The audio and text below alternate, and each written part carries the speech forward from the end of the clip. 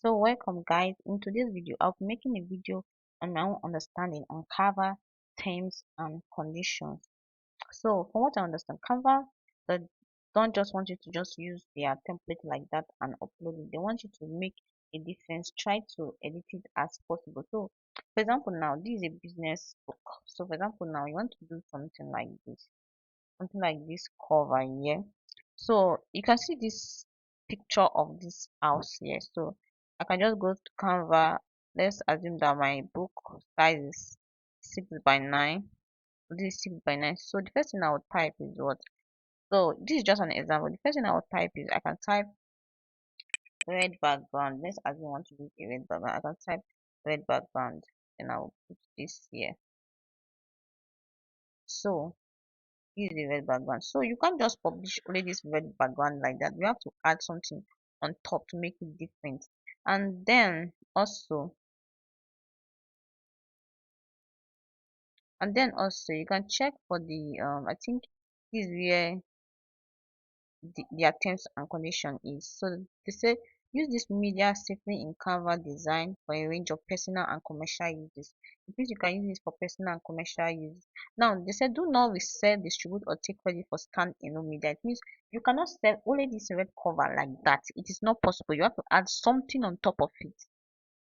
So you can't trademark design that contains stock media. So be careful using it in logos. So that's that. So it means you can't sell only this red cover like that. You have to add extra things on top of it to make it different.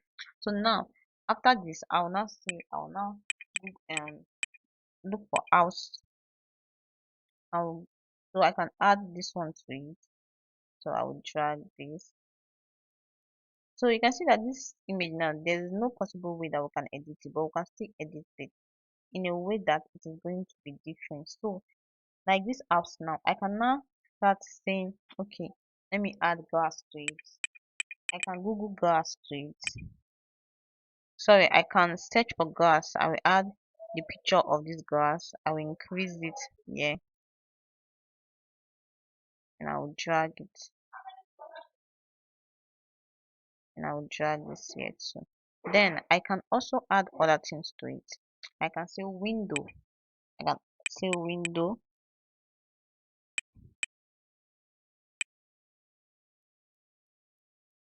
I can say window. So I can drag this here, reduce the size, then I'll put it here. Then I can just put something on top of this again, so I can look for something else on top of it. um, Add a rectangle. Add a rectangle, then I will bring this one to the front, then I will also bring this to the front. So you can see that I'm not trying to transform this image in a way that is going to be different. So that stuff we put here is not showing, so I can actually layer this, send to back, send backward. So then I'll send this one to back, then backward. So we have this. You can see that I'm not trying to transform my image in a way that it is going to be different from the main image. I can look for something else to add. So that's how you are going to be adding stuff to your image. Or you can even look for the one that is editable. For example, now I can go browse for house again, see all. So let me delete all this.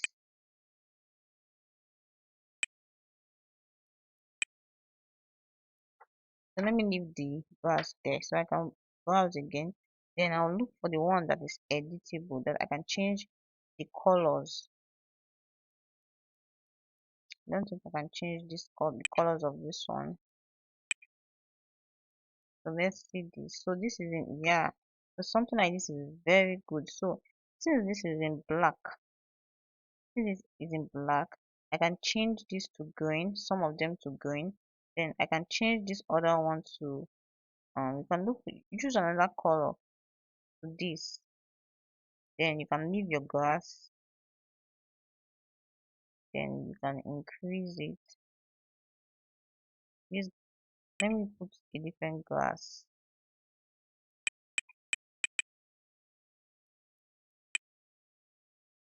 So maybe something that is thicker, something like this. You can increase this and drag it here and drag this one under. Then you can put something like a sky, something like um a sky on top, sky. So you can bring this here and reduce it. Then you can even change the color. If you're not okay with it, you can change the color. Then I think then you can add your own text here. So if I'm going to add my own text here, I can say what's the title? Multifamily real estate investing. I'll copy this, add the heading. So I'm going to paste this here. Then I'm going to make the size all cap. Yeah, so this is what I want. Now I'm going to use a border font.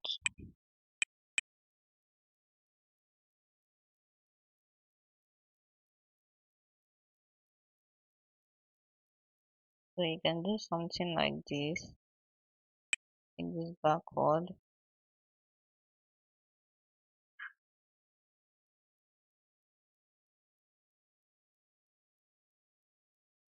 I'm trying to center it. Then you can start giving it the different colors that you want to give to it. So I can make this yellow, make this one green.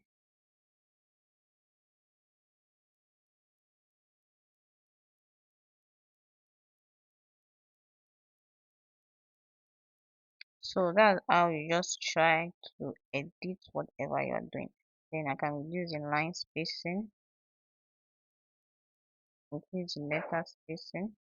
So we are good to go. You have done your cover as simple as this. So I feel this is what we are trying to see, that you should try to alter your image as much as possible. So you can also use other elements to even block this place. You can decide to add, let me say, a circle now. Let me add a circle to this. I'll add a circle to it. If I add a circle here now, you can decide to like add maybe a circle here and add my subtitle to it, or add my author name, or add anything, or maybe something that would make sense just to cover a part of the image. Like here now I can type maybe and type something like maybe a 28. So yeah, you can add something here, maybe like 10 steps. In fact, I don't know what to add, but I just added this as an example for you. You try to center it, give it a color that will pop out and all that.